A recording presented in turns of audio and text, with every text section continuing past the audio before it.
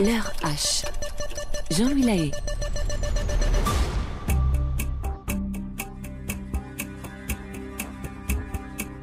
Nous sommes le 9 mars 1902, en Bretagne, à Saint-Servant-sur-Mer. À l'époque, un village relié à Saint-Malo par le chemin des Corsaires.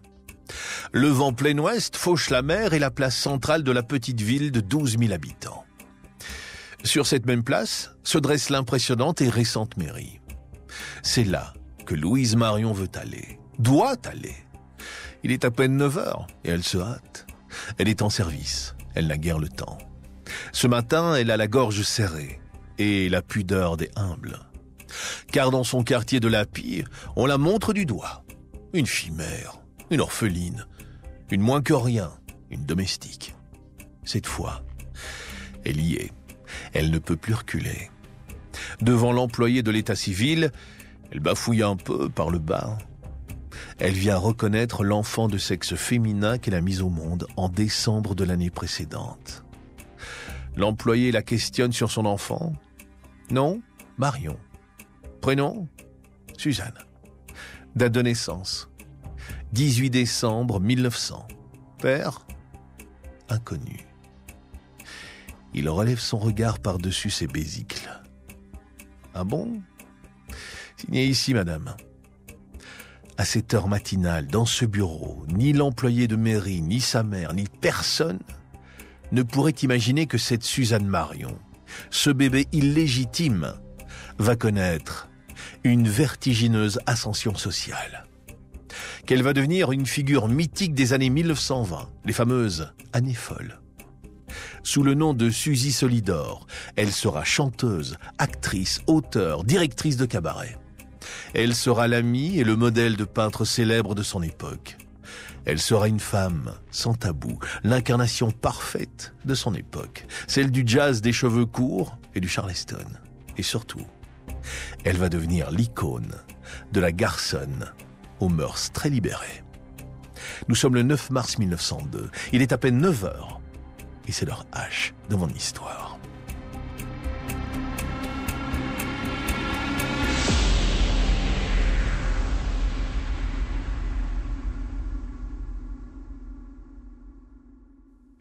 Pour l'instant, la future Suzy Solidor dort dans la caisse en bois qui lui sert de berceau. La maison est misérable, avec de la terre battue. Presque en face se trouve la demeure de Surcouf, le célèbre marin et armateur malouin. Est-ce un symbole ou une prédestination? Car une rumeur court dans le quartier. Louise est domestique chez un baron et député, Robert-Henri Surcouf, descendant de l'illustre Surcouf. Elle aurait été abusée. On ne dénonce pas son violeur à l'époque, à cette belle époque qui n'est belle que pour peu de gens. En 1907, bonne nouvelle. La petite Suzy a 7 ans et un papa. Un marin du coin épouse Louise Marion, qui devient Louise Rocher. Elle n'est plus fille-mère. La petite n'est plus illégitime. Le couple déménage et s'installe dans une maison adossée à la tour Solidor qui domine le village. La gamine saura plus tard s'en souvenir. Dans l'anse des Sablons, Saint-Servant-sur-Mer se résume à une petite baie qui abrite un port. De là, on a une vue sur les prestigieux remparts de Saint-Malo. Tout le monde ici vit de la mer. Ça sent la morue un peu partout. Mais ce décor, la jeune épousée s'en moque. Elle n'a guère le temps. Elle trime comme son mari. Elle porte toute la misère du monde sur ses frêles épaules. Mais son destin s'éclaircit quelque peu. Je sais, vous avez sûrement l'impression que je commence à vous raconter un roman populaire à 6 sous, de ceux qui faisaient pleurer dans les chaumières. Certes, l'enfance et l'adolescence de la jeune Suzanne ne seront guère heureuses, mais patience. Les paillettes, le rimel et la gloire vont bientôt suivre. La petite Suzanne Rocher commence son existence du côté des pas de chance. La sauvageonne vit pauvrement ses jeunes années. Pour manger, elle doit parfois croquer des pommes à cidre. Mais déjà, elle sait ce qu'elle veut. Elle aiguise une personnalité originale. Elle se rend compte qu'elle n'est pas comme les autres filles. Elle ne joue pas à la poupée, mais elle joue au garçon. La compagnie de certaines de ses amies l'attire sensuellement. l'image virile la tente, ce qui la pousse successivement à s'intéresser à la mécanique automobile, à apprendre à conduire, puis à passer son permis. Au cours de l'année 1918, elle s'engage comme le font des milliers de femmes pour l'effort de guerre. Vu sa fascination pour les voitures, elle demande à conduire des ambulances et assure le transport de l'état-major. Très proche de ses compagnes de casernement, elle se sent attirée par l'une d'elles, rien qu'en ressentant le plaisir qu'elle a à peigner sa longue chevelure. C'est là que, toute jeune, elle sent monter en elle l'appel de troublantes initiations. En effet, à presque 20 ans, elle est devenue une femme au corps androgyne et à la ligne parfaite, dans les purs canons de l'époque. Mais elle étouffe dans son décor portuaire minable. Elle n'a pas envie de finir domestique comme sa mère, ou femme d'ouvrage, ou demoiselle de magasin. Elle ne tient pas à épouser un marin, ou à se faire culbuter par une brute à l'ombre de la tour Solidor, non. Et puis elle a appris à se méfier des hommes. Ils ne savent pas parler aux femmes, au contraire. Elle ressent cette attirance pour la douceur féminine. Ou vivre librement ce penchant qui vibre en elle. Quand elle est attirée par une fille, elle joue l'homme, peut-être à cause de ce père qu'elle n'a jamais vu, qu'elle n'a pas pu admirer.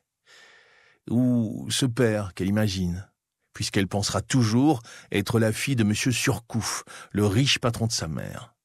Suzanne en a marre de marcher sur ses pavés gluants de poiscaille. Elle a la haine quand elle passe devant l'établissement de l'école publique où elle n'a pas obtenu son certificat d'études. Où aller ? Quand elle était conductrice aux armées, des amis lui ont vanté la liberté qui règne à Paris. C'est là qu'il lui faut aller, pour faire éclore ce qu'elle a au plus profond d'elle-même. Un jour pas comme les autres, elle déclare à sa mère qu'elle part, qu'elle s'envole. Une seule idée, un seul espoir, la vie de lumière. Voilà pourquoi nous retrouverons notre Suzanne Rocher sur le quai d'une gare parisienne. Honteuse avec son triste manteau vert, sa robe de province, sa boîte à chapeau. Mais dans sa poche, elle a une adresse, et c'est la bonne. Ce qu'elle veut, c'est devenir mannequin. Elle en a le profil. 1,70 m, longiligne, de longues jambes, des cheveux blonds, une taille 40. Elle veut entrer comme mannequin, mais pas n'importe où, chez Madame Lanvin. C'est ainsi qu'elle aboutit rue du Faubourg Saint-Honoré.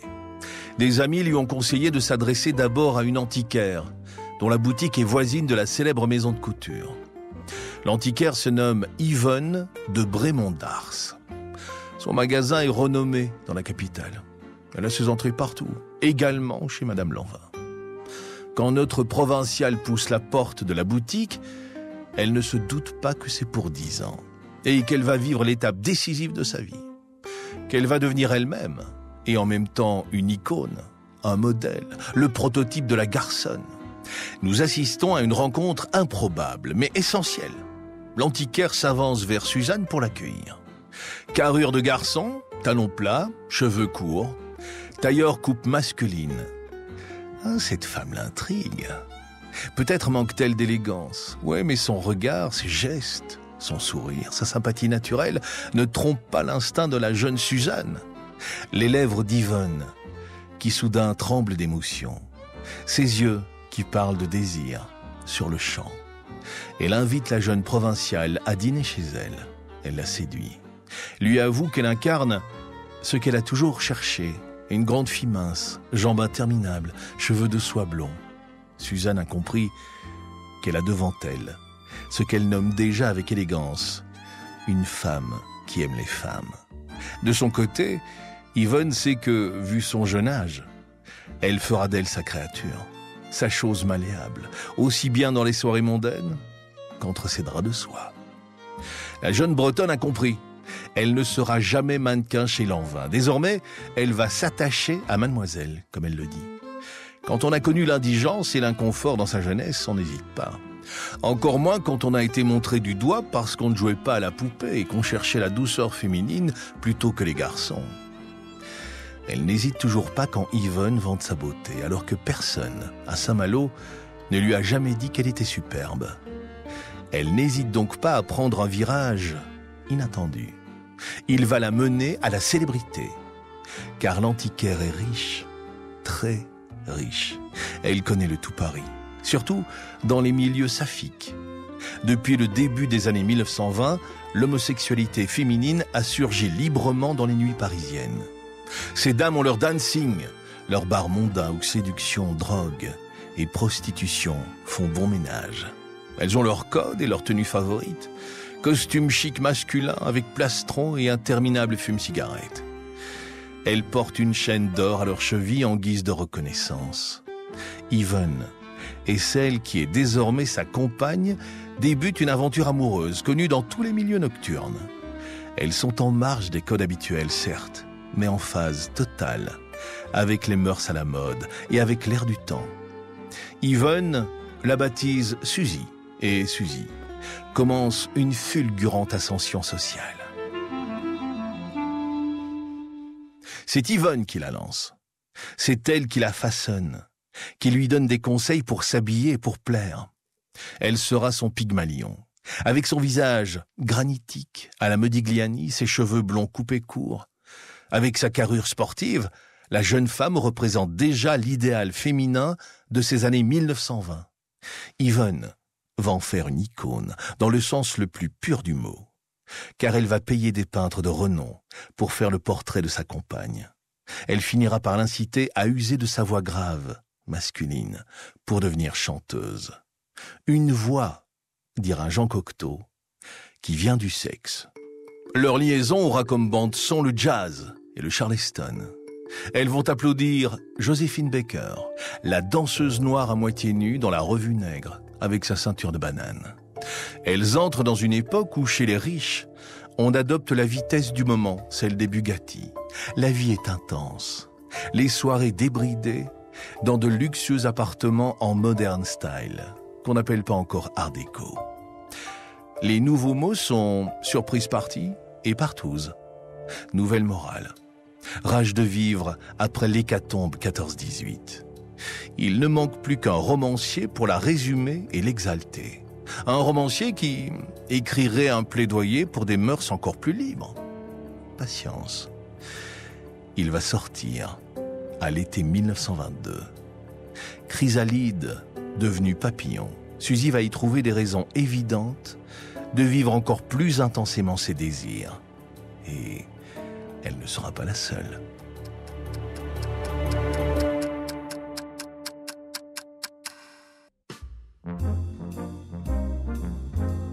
C'est dans ce monde en folie que Suzanne va devenir Suzy Solidor, l'incarnation parfaite de ce qu'on va nommer une garçonne, en référence au roman qui va paraître à l'été 1922.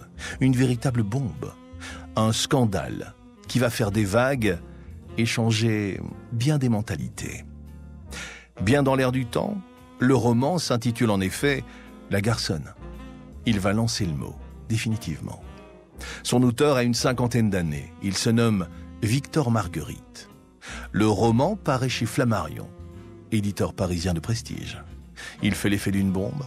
Il va devenir immédiatement un best-seller. On va se l'arracher, ou le maudire. Qu'importe, il fera date dans la littérature des années folles. Il faut dire que Flammarion en fait fort. L'éditeur annonce que ce sera le roman le plus scandaleux qu'on ait jamais écrit. Il le martèle à raison d'une annonce tous les 3 jours. Le scandale coûte 3 francs, le prix du livre.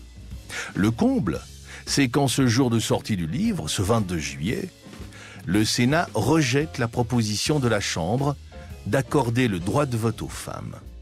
Et que cette année 1922 verra se dérouler à Paris les premiers Jeux olympiques féminins.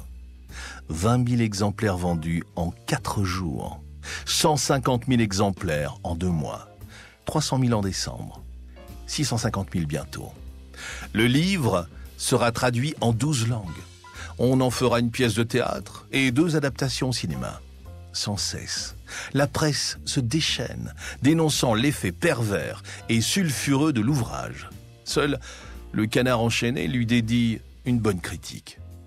Du côté du public, on s'arrache l'ouvrage. Mais les ligues moralisatrices tirent à boulet rouge, en parlant haut lieu. L'ordre moral serait-il menacé ? On finit par radier Victor Marguerite de l'ordre de la Légion d'honneur. Le Vatican met le livre à l'index. D'un autre côté, un dessinateur humoristique imagine deux dames en train de parler de l'ouvrage satanique. L'une dit: dans son nouveau livre, ce n'est que viol, inceste, oh c'est écœurant. L'autre lui demande: tu me le prêteras, Annie? Où est le scandale? Et que raconte ce brûlot? Monique L'Herbier vit dans un milieu fortuné, pourri de conventions. Jolie blonde, elle est pourtant assez sage. Un mariage arrangé est prévu pour son avenir. Mais avant les noces, elle surprend son fiancé en compagnie de sa maîtresse. Par vengeance, elle se donne au premier venu, rompt avec le fiancé et avec sa famille. Elle se libère, prend comme petite amie une artiste de music hall. Décoratrice de théâtre, ses affaires prospèrent. Elle se coiffe à la garçonne, conduit sa voiture, accumule les expériences. Entre autres avec un danseur nu qu'elle traite comme un homme-objet. Elle ressent le besoin d'avoir un enfant, mais c'est un échec. Dès lors, elle court les milieux dépravés où elle multiplie amants et amis, fume de l'opium, consomme de la cocaïne.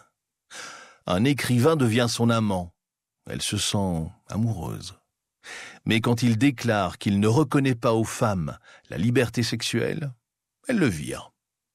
À Saint-Gy, elle finira par accepter d'un professeur de philosophie un amour paisible et sincère, lui qui prêche l'égalité des sexes et même le droit de vote des femmes.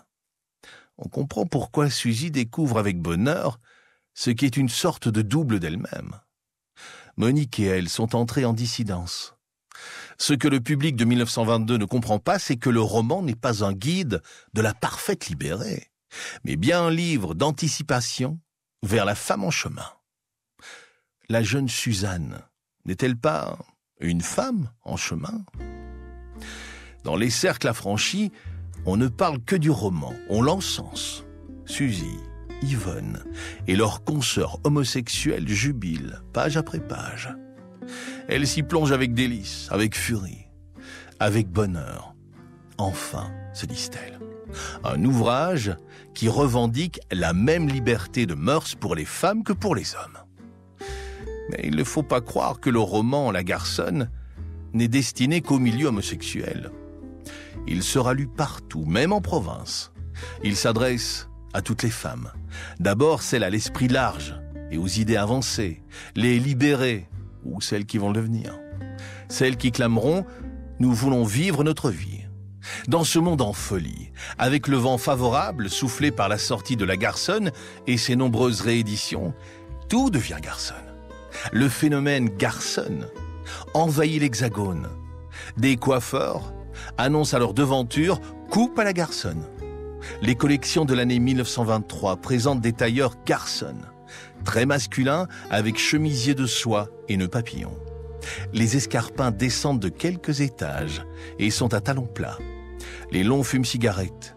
Les boutons de manchette sont baptisés garçonnes. Les mères réprimandent leurs filles émancipées par un « Assez, on va te prendre pour une garçonne ». Vu que l'héroïne du roman se fait décoratrice, des tas d'enseignes naissent, ou même arbore son nom comme une audace de plus. Chez Monique L'Herbier, en province, la mode des cheveux courts provoque presque des divorces. La presse se fait l'écho des cas extrêmes. Ici, un mari séquestre son épouse parce qu'elle s'est fait couper les cheveux. Là, on parle même d'un père qui assassine sa fille pour la même raison. Que ne raconte-t-on pas? Yvonne est devenue jalouse comme une tigresse. Elle considère Suzy comme sa chose. N'a-t-elle pas transformé la sauvageonne d'hier? Grâce à elle, sa Suzy appartient à un clan, à un cénacle, celui des invertis à la mode. Avec Yvonne, c'est Lesbos sur scène tous les soirs, plaisir et élégance.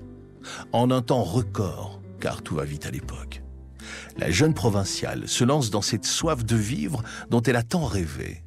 On parle d'elle comme d'un double de la Monique L'Herbier du roman. Alors pourquoi s'en plaindre? Mademoiselle de Brémond d'Ars l'introduit dans des lieux huppés ou équivoques, comme dans le roman. Quand leur couple paraît, on s'écarte, on les contemple, on les photographie. Tous les rêves sont permis, toutes les audaces aussi. L'hiver, elle dévale complètement nue les pistes de ski de Saint-Moritz. Et l'été, c'est la Côte d'Azur ou les planches à Deauville. À quoi pense Suzy? Se sent-elle le jouet de mademoiselle? Devient-elle sa poupée? Yvonne dépense sans compter, rien que pour elle. Alors pourquoi s'en priver? Elle, qui a été plus que pauvre, elle en profite, au cas où cela ne durerait pas. D'ailleurs, elle y trouve du plaisir, comme l'écrira lucidement sa biographe, Marie-Hélène Carbonel. Elle se prête mais ne se donne pas pour autant au jeu que veut lui faire jouer Yvonne. Et elle préfère penser que c'est parce qu'elle est fière de sa beauté qu'elle l'exhibe ainsi. Suzanne a aussi un humour teinté d'un peu de vitriol, avec un sens de l'autodérision. Elle croque la vie à pleines dents, et Yvonne lui a appris à ne jamais épargner. Est-elle devenue narcissique? Oh, chez une fille sortie de rien. Un peu de narcissisme, ça se comprend. Chaque année, se souviendra-t-elle, nous inventions une nouvelle extravagance. Surtout l'été en Normandie, car la voilà intégrée à la bande de Deauville, comme on la nomme avec envie. Une fameuse bande, celle-là, faite d'artistes, de fêtards, de modistes, de filles audacieuses, de bohèmes paresseux. Il y aura toujours des artistes autour d'elle, des peintres, des musiciens, des chanteurs. La bande de Deauville se retrouve sur les fameuses planches, sur la plage ou au bar du Soleil. Les journées sont festives, les nuits sensuelles, et entre les deux, il y a les soirées au casino. Celui qui mène le bal, c'est le peintre Fujita, désopilant et cocasse. Le japonais est déjà célèbre. Bourré de talent, il vend avec succès ses toiles. Un autre peintre fait partie de la fête, Kees van Dongen. Il adore peindre les femmes, et surtout si elles sont longilines, nues si possible et sans tabou. Suzy pose pour lui en 1927, et comme elle le fera souvent, elle ne se fait pas payer, mais demande à garder le portrait. À Deauville, Yvonne possède un petit manoir face à l'hippodrome. Elle mène la grande vie. Et quand le couple des deux lesbiennes s'installe à la roulette, c'est évident, elles font sensation. La jeune Suzanne défraie la chronique mondaine de la station balnéaire. Elle se montre presque nue dans des maillots plus que suggestifs. On l'appelle la sirène de Deauville. C'est la modiste Jenny, maîtresse de Van Dongen, qui dessine une de ses tenues de bain excentriques, faite d'un filet et de coquillages. Ces coquillages étant juste là pour cacher le minimum. Inutile de dire que Suzy traîne derrière elle une nuée de photographes. Elle fait ainsi la une de Vogue, Harper's Bazaar, Jardin des modes ou Femina. Quand il fait soleil, tout ce beau monde se rue sur le sable pour y bronzer, car le bronzage est aussi à la mode. À la plage ou en ville, il y a celles et ceux qui s'affichent, et puis celles et ceux qui les regardent ou qui les envient. Tiens, parmi eux, mais oui, voilà encore notre jeune liégeois, Simenon. Bronzé, baraqué, les yeux rieurs, c'est lui. Il n'est pas encore célèbre. Il écrit des romans populaires, souvent sous le pseudonyme de Georges Sim, par exemple. C'est Fujita qui l'a invité et l'a amalgamé au groupe. Ils se sont rencontrés à Montparnasse. Inutile de vous dire que le liégeois n'a Dieu que pour la sculpturale Suzy en maillot arachnéen. Mais pas touche. Lui fait comprendre Yvonne, qui veille sur ses amours. Qu'importe. L'apprenti romancier invite Suzy dans les nuits torrides qu'il organise dans son appartement de la place des Vosges. On la voit sur des photos, accoudée au bar où Simenon prépare des cocktails bons à débrider tous les fantasmes. On la voit au baptême de son bateau, amarré à l'île de la Cité, au milieu d'autres garçonnes, en chapeau-cloche. On la voit aussi au lancement des 2 premiers Maigret à Montparnasse. Cette nuit-là, elle se fait appeler Suzy Surcouf, et vous devinez pourquoi. Une nuit folle, champagne, musique créole et tout le gratin parisien. Les photos de cette fête débridée la montrent avec une robe qui ne cache rien de sa plastique. Elle rit, elle chante, elle danse. Ah, dommage qu'elle n'aime que les femmes, doit se dire le jeune écrivain belge. Pour se consoler, il va l'introduire dans un maigret, sous pseudo de 1929. Elle est là en direct, sous le soleil de Deauville. Nonchalamment couchée, elle avait, elle aussi, rabattu son maillot jusqu'à la ceinture et avec une tranquille impudeur. Elle exposait ses seins nus au soleil. Deux seins admirables d'ailleurs, petits et fermes, comme des seins d'adolescente, et que le hâle faisait de bronze clair. Voilà, arrêt sur image sur une Suzy bien réelle, et avec la vie d'un connaisseur. Suzy approche de la trentaine, sans s'en rendre compte. Elle devient une authentique fashion victime. Autour d'elle, une galaxie d'artistes qui tournoient, Cocteau, l'indéfectible ami de Suzy, Anna de Noailles, Drieux-La Rochelle, Francis Carco, Paul Poiret. Il y a aussi Coco Chanel et Mistinguett, et puis la belle Marie Laurencin, qui a été l'égérie d'Apollinaire. Pour les 10 années de leur mariage, Mademoiselle donne une fête au thé Récamier. Coût, 25 000 francs. Tout le Paris inverti et lesbien s'y bouscule. Et pourtant, Suzy étouffe sous l'emprise de sa compagne. Elle raconte. Le culte de Mademoiselle, pour moi, atteignait son paroxysme. Les barreaux de ma cage étaient dorés, mais j'ai fini par entrevoir que c'étaient des barreaux. Dispute, véritable crépage de chignons en plein Champs-Élysées. Suzy s'interroge, cherche le sens de sa destinée, mais là encore, par un hasard étonnant, le destin va venir au-devant d'elle.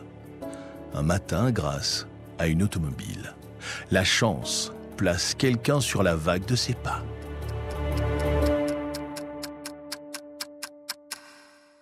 Un matin, Suzy se rend à Boulogne-Billancourt. Elle doit démêler pour une amie un problème auprès d'un importateur automobile. Sans calcul, sans réticence, elle se présente au garage Paccard. Au passage, elle frôle de sa main tendre le fuselage de ces carrosseries qu'elle aime tant. L'industriel la reçoit, il n'est ni jeune, ni beau, ni libre. Et pourtant, l'importateur ne la quitte pas des yeux. Elle se croyait lesbienne. Et pourtant, voilà que tout arrive. Il est marié, mais possède une villa en Suisse. C'est que notre Suzy a pris goût au luxe. Ce Maurice Barbosa lui fait la cour. Il est tendre, il lui embrasse la paume des mains. Elle raconte. Je sentis se produire dans mes sens un grand remue-ménage. En dépit de l'initiation qu'elle a reçue, première chambre d'hôtel, première nudité masculine qu'elle n'ose regarder, premier contact intime. À presque 30 ans, elle découvre l'amour hétérosexuel. Sincère, Suzy court avouer à Yvonne qu'elle a un amant. Mademoiselle hurle, crie, se débat, pleure, s'effondre. Sa Suzy, avec un homme, débâcle sentimental, note sa biographe. Pire, comme le raconte Suzy, instantanément, l'immense amour, l'émouvante tendresse qu'elle m'avait dédiée, tout cela s'est changé en une haine qui ne s'est jamais démentie. Elles ne se reverront plus jamais, mais sa chose lui gardera toujours une immense reconnaissance. Sans elle, elle ne serait rien. Elle doit tout à cet antiquaire qui l'a accueilli à son arrivée de Saint-Malo. Suzy est désormais libre. Grâce à l'aide financière de son Maurice, de plus en plus empressé et amoureux, elle ouvre sa boutique d'antiquités au 29 quai Voltaire, au bord de la Seine, en hommage à son initiatrice. Elle appelle son magasin « La Grande Mademoiselle ». Mais au quai Voltaire, il n'y a pas autant de clients que chez Yvonne. Qu'importe, son amant la couvre de bijoux. Et quelle joie quand il lui offre le dernier modèle Paccard, une splendide décapotable qui convient à sa féminité. À l'inverse d'Yvonne, l'industriel lui laisse la bride sur le cou pour ses amours féminines. Et une autre idée germe en elle, sa voix grave. Elle a envie de lire en public des textes de Verlaine, de Cocteau, de son ami Carco. Mais c'est le désir de chanter qui prédomine. Et elle chantera. Son narcissisme va l'y aider. Séduire avec sa voix, voilà son enjeu. Elle trouve sur le champ son nom de scène, Suzy Solidor, un souvenir de là-bas, de Bretagne, le seul. En 1933, toujours grâce à son amant, elle devient, rue Sainte-Anne, propriétaire d'un lieu qu'elle va transformer en cabaret. Un lieu chic et cher, a-t-elle décidé, propice aux rencontres homosexuelles des deux tendances. Partout, accrochés au mur, les portraits de Suzy, avec des signatures confirmées et célèbres. L'endroit a un côté sulfureux, ce qui explique son succès. Suivent des enregistrements studio, de nombreux disques, des récitals à l'Européen, à Bobino, à l'ABC avec Charles Trenet. Elle jouera même quelques rôles au cinéma. Oh, elle est heureuse. On l'admire et elle chante. Et Maurice l'adore. Mais ces derniers temps, il s'inquiète. Suzy n'est plus la même. Elle semble ailleurs. Elle se dérobe. Et vous allez voir qu'il a de sérieuses raisons de se faire du souci. Le concessionnaire Paccard de Boulogne-Billancourt s'inquiète. Et il y a de quoi. Car Suzy vient de faire la rencontre d'un homme d'exception, le plus populaire de France. Il réunit le courage, la chaleur vitale, la sensibilité, la beauté physique, le rayonnement. À la fois héroïque et désarmé, songeur et exalté, timide et gentil, généreux jusqu'à l'épuisement. Et cette voix de confidence, voilée avec ses accords sourds et ce charme, c'est un homme que tout le monde porte au nu. Sa photo paraît dans tous les illustrés, mais devant l'original, Suzy a craqué. Elle vient de rencontrer Jean Mermoz, l'ange volant, le héros de l'aéropostale, de la ligne Toulouse-Santiago du Chili, celui qui vole sur l'arc-en-ciel, sur l'hydravion Latécoère 300 Croix du Sud, Paris-Casablanca en 7 heures, Casablanca-Dakar en 8, traversée de l'Atlantique en 1935 sur le Farman. Quand on voit la photo de l'aviateur en maillot tout en muscles et en sourire, et que l'on se souvient de Suzy nue qui skie à Saint-Moritz, on est bien obligé d'admettre que c'est un des couples les plus sexy qu'on puisse imaginer. D'ailleurs, Arletty, l'ami de Suzy, confirme. C'est un des plus jolis couples que j'ai vus dansant. Elle avec son dos nu, dans les bras de Mermoz. Quelle beauté! Les deux amants sont frénétiques. Maurice est provisoirement sur la touche. Que peut-on faire contre Mermoz? Ils sont tous deux du même tempérament. Suzy raconte. Ça a été une grande chose. Ça ne pouvait pas être mièvre avec Mermoz. Cette espèce de grand gaillard qui arrivait dans votre vie comme un avion. Un garçon merveilleux, très poète et très pudique, très mystérieux, très fin. Pas du tout comme sa carrure. Il était très beau et puis si tendre. C'était comme un enfant qui demandait protection. Maternelle et amante, elle lui caresse ses si beaux cheveux. On croit rêver. Cette jeune femme qui s'est méfiée des hommes pendant tant d'années, qui s'est réfugiée dans l'intimité des femmes, la voilà dans les bras puissants du plus aimé des aventuriers, de l'homme le plus convoité par les femmes. Après l'amour, il se blottit entre ses jambes longélignes et soyeuses. Il se raconte. Il raconte ses vols, assis sur le tapis de la chambre. Entre deux raids France-Amérique, entre deux enregistrements de la chanteuse, il se retrouve. Lui, l'ange du ciel. Elle, la descendante d'un corsaire. L'air et l'eau. Le feu, c'est entre eux, sensuellement. Ils sont heureux, libres et célèbres. Un soir, la veille d'un départ, ils fêtent leur amour dans un restaurant. Jean veut lui laisser un cadeau impérissable. On les sert et, au moment de se saisir de sa serviette, elle découvre, en dessous, dans un merveilleux écrin, un cœur énorme en diamant, transpercé d'une flèche de rubis. Chaque fois qu'il s'envole, elle le porte en broche sur son épaule gauche ou en pendentif jusqu'à son prochain retour. Quand Jean lui parle de ses vols, ses yeux s'illuminent. Elle s'attendrit. C'est donc ça un homme, un vrai. Il lui confie son amitié tendre, indéfectible pour Saint-Exupéry, le pilote écrivain. Il lui raconte l'appareil qui descend vers une ville, les montagnes ou les villages qui s'égrènent sous le fuselage, les pannes, la pluie, la grêle, les orages, l'huile qui fuit, le froid, la crasse, le tam-tam de la carlingue. Il lui raconte son latécoère, écrasé sur la cordillère des Andes, disloqué, foutu, qu'il a réussi à faire redécoller en le laissant glisser sur une pente neigeuse. Il lui décrit le tableau de bord, le souffle du moteur, cet instinct de liberté quand il pilote et qui l'empêche de réfléchir. Il lui fait sentir le sommeil qui le guette et la fatigue musculaire. Il raconte tellement bien.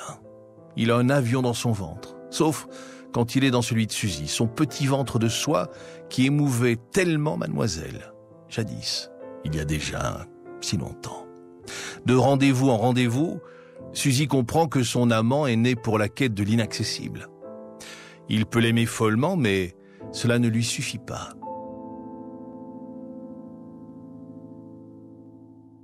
Il est fasciné par l'appel du plus loin, du plus haut. Ce qui le grise, c'est l'ascension en elle-même. Comme quand il décolle, la montée sans fin. Elle aura quand même une fin, comme leur amour fou. Le 7 décembre 1937, Mermoz prépare sa 24e traversée de l'Atlantique Sud. Après son décollage, il décèle un problème à l'hélice du moteur droit de la Croix du Sud. Il fait demi-tour et revient sur Dakar pour faire remplacer la pièce par les mécanos. Il redécolle avec l'hydravion à 6h35, direction Natal. Tout semble fonctionner correctement. Mais à 10h47, le radio lance un appel. Coupons moteur arrière droit. Et puis le silence. La Croix du Sud ne donnera plus signe de vie. Il a disparu, corps et biens. Les recherches resteront vaines. À son retour, Mermoz devait fêter son anniversaire avec Suzy. Elle raconte. 2 jours plus tard, Jean aurait eu 35 ans. Il est tombé dans le poteau noir. C'est là où il avait peur. C'est un endroit épouvantable, monstrueux, tout de suite après Dakar. Il est tombé là, et oui, j'ai eu beaucoup de peine. Suzy est désemparée. Et puis viennent des nuages inquiétants qui annoncent des années sombres. Nous sommes en 1940. Les loups sont entrés dans Paris. Elle va continuer à donner des récitals dans son cabaret de la rue Sainte-Anne. Durant l'occupation, des officiers allemands s'y encanaillent et regardent avec délice ces dames s'embrasser à pleine bouche. Suzy chante si bien, Lili Marlène, 10 fois plus sensuellement que Marlène Dietrich. À la Libération, elle sera enfermée au camp de Drancy et recevra un blâme pour avoir chanté devant des occupants. Elle ne pourra plus gérer son établissement pendant quelques années sur ordre du comité d'épuration. En 1947, elle s'envolera vers l'Amérique. À son retour, elle achètera une ravissante maisonnette à Cagnes-sur-Mer, avec vue sur la Méditerranée. Pour ne pas changer, elle ouvrira un magasin d'antiquités et un cabaret, où elle accueillera le tout Côte d'Azur. Elle s'éteindra à 83 ans, non sans avoir légué à la ville 54 de ses 224 portraits, que l'on peut toujours admirer au château Grimaldi, tout proche.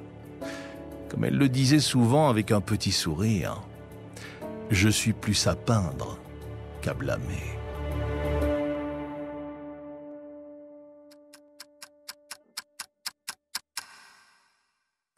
Voilà pour ce récit que j'ai le plaisir de partager avec vous grâce à la plume de Michel Carly.